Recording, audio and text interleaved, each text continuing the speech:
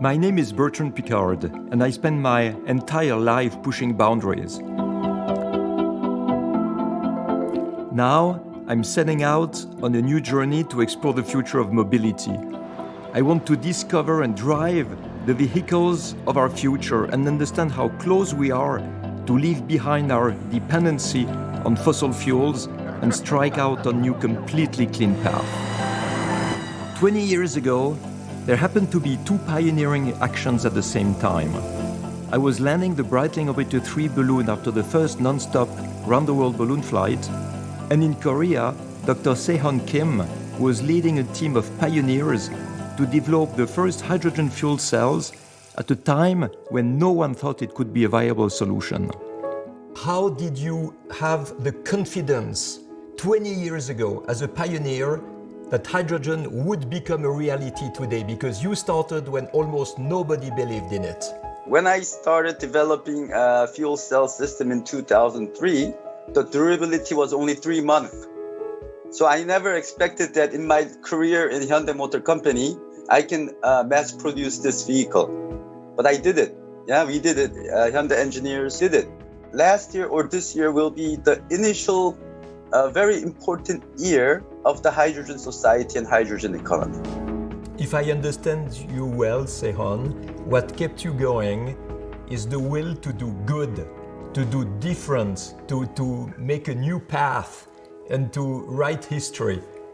You know, we didn't want to follow everything what other guys has made. So we want to do something new. And we also thought, you know, the sustainability. How can we live like this? Fuel cell technology and battery technology will provide us the, sustainable future. Turning a revolutionary idea into reality is really a battle. I met the CEO of Hyundai in Europe, Michael Cole, to get his perspective. Hi Bertrand, how are you? Hi Michael, great, and you? I'm fine, thank you. But I'm really sorry that I can't be with you there today. I think we all know the reasons. We've got a nice surprise. I'd like you to take a look outside if you would, please. You see a car there, Bertrand? Wow, yes, but I've never seen a car like this one. What is it? Well, that is the brand new Ioniq 5, and it's the first vehicle from our dedicated battery EV lineup brand Ioniq. And the special treat today is you're going to be the first person to drive it in Europe. Wow, what an honor, Michael. Thank you. So Bertrand, I'll tell you what, I'm going to let you take it for a spin and then we'll talk later. And please be careful with it. A lot of people in the public believe they have to choose between battery and hydrogen, but you do both. Can you explain why? We believe that both those solutions can live side by side. They're both effectively electric vehicles, but one powered by the hydrogen fuel and one by the standard ion battery. So it's a combination that we think offers the customer the best opportunity to go for either technology. We have to contribute to environmental sustainability and social well-being. We're not just here to provide cars to people, we're here to make that positive contribution to the society and to the world. You have the impression it's a car from a science fiction movie, the way it looks like, the way you have the glass cockpit, you're like in a spacecraft. It's really beautiful. I've been a witness to a brand new beginning. I've driven and seen the future firsthand and feel ready for the transition to clean mobility to explode as the new technology of battery and hydrogen fuel cells are on the market.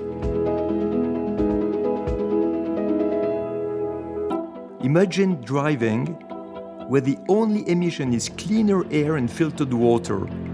When we realize that hydrogen power is no longer an idea but an affordable reality, then we understand that change is possible. I'm now making the journey to the heart of Switzerland, to a little village called Gösgen, a place that many people may never have heard about. But I've been told that it's the unlikely home to an energy revolution that is not only the future, but already the reality of the present. Hydrogen basically has 3 times more energy than kerosene. That's right, per unit of mass. Unit of mass. Yeah, but it's a tiny molecule, and it takes a lot of work to compress it. Yes. And that's what this compressor is doing. Yeah. We had the idea to to use hydrogen for mobility for a long time, and we struggled to find a company willing to produce the trucks at an industrial scale. The switch to renewable electricity and energy is not doable without hydrogen. That's why hydrogen basically, when it comes to the energy shift, is absolutely necessary. And if it's there, then it can be utilized for ships, for trains, for trucks, for buses. There are so many applications there that it's not just automotive. And it was fascinating for me to see how fast Hyundai accepted this challenge and really saw an opportunity to go for it. The beauty after meeting Hyundai is that we didn't need to convince them that hydrogen was coming. They knew already. It was an amazing moment actually when we announced our partnership and what we're planning to do with fuel cell trucks in Switzerland. And I remember a lot of astonished faces, so to say, in that press conference because nobody expected that. Noise, fumes, pollution, vibration. And when you arrived, we didn't hear you coming. Yeah. They should have, I think, 1,000 trucks with hydrogen in Switzerland in 3 years. Yes. Tell me, when you had the opportunity to drive the hydrogen truck, you took the opportunity immediately, or you were fighting for it, or how was it? Most of them said no, not really interested. No, really? Yeah, I don't understand. No, Michael, don't tell me that. I thought, yeah, why not? Let's try it. It looks really cool, and want to test a new technique and do something for the future. So the brake I put up, You pull and let it go up. and up. You tell me if I touch anything on the right. Then because it's too late. It's large, huh? It's pretty wide, yeah, that's right. Kind of makes yourself as a driver proud to use this technique and to be one of the first in the world actually. Absolutely. What we're witnessing here is the world's first completely green hydrogen energy loop from beginning to end.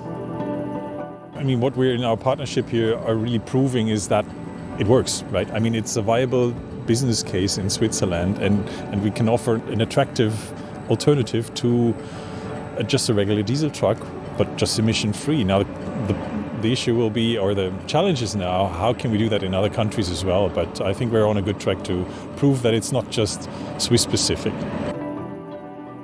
You know what I find fascinating is that an entire industry rolling on oil, fuel, for 1 century is being turned upside down, completely disrupted here in a little village of Switzerland by the new hydrogen industry. So you see, it's not only a question of technologies, it's a question of mindset, of pioneering spirit, allowing the future to start right now.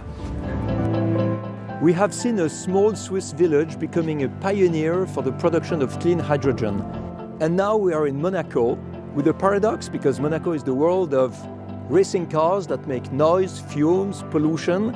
So what are we going to find here in terms of revolution for sustainability? Part of why Hyundai decided some years ago to come back in motorsport, it's still a test field. It's a battlefield for technology. This is part of the whole concept of ETCR, is not to do a bit of the show in front of the stage, running electric cars and then take big diesel generators to charge the batteries. The whole concept is more on sustainability. Hi Augusto. Good morning. How are you? I'm good. How are you? A racing car driver in Monaco, that's not a surprise. But tell me Augusto, you can really be fast now with electric? Yes. What the ETCR is coming along, it is to show people that electric racing can be fast, can be challenging. I think often people connect an electric car to something boring. But every time someone tries an electric car, especially a race car, it comes out with a smile, because the power delivered, how quick the car can accelerate, it is quite unique. You know, the more you speak, the more I'm excited about this car. You have the car here, I can see it. Yeah, the car is here. If you want, maybe I can even take you for a spin. So, may I open the door for you? So, as you can see, From inside, it looks very much like a race car. Yeah, completely. But with almost 700 horsepower, you definitely feel when you push the throttle, you do feel the car, even if it's electric, but it's reasonably light compared to an electric car. I'm really excited, but you know, what I like is that the shell is a normal car, it's adapted for racing, and it's adapted for electric. And for us, the team, Hyundai, and me as a driver, it is a learning process from zero. Now I think the disruption is to show ecology under the angle of something that is bringing enthusiasm, brings passion, brings performance. What else can you dream of? Comment ça va, Albert? Ça va? On est pour de nouvelles aventures là. So we're on for new adventures together. This is fantastic. Thank you.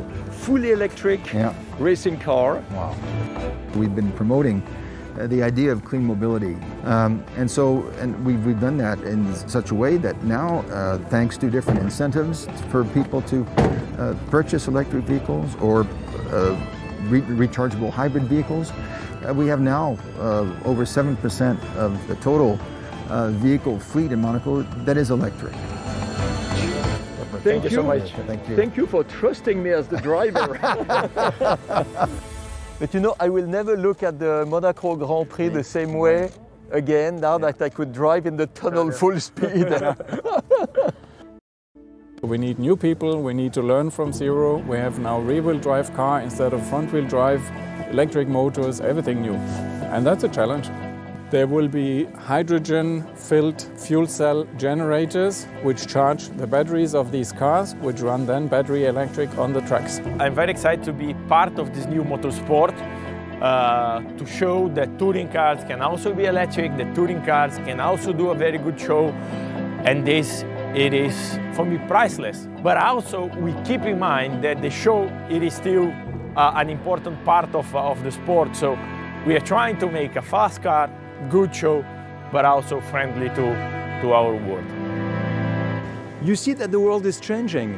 Clean mobility is not far away in the future, it's already today. You have batteries, you have clean hydrogen, it allows you to have silence, efficiency, a lot of enthusiasm. And if you want to explore this new world, you just need passion and pioneering spirit.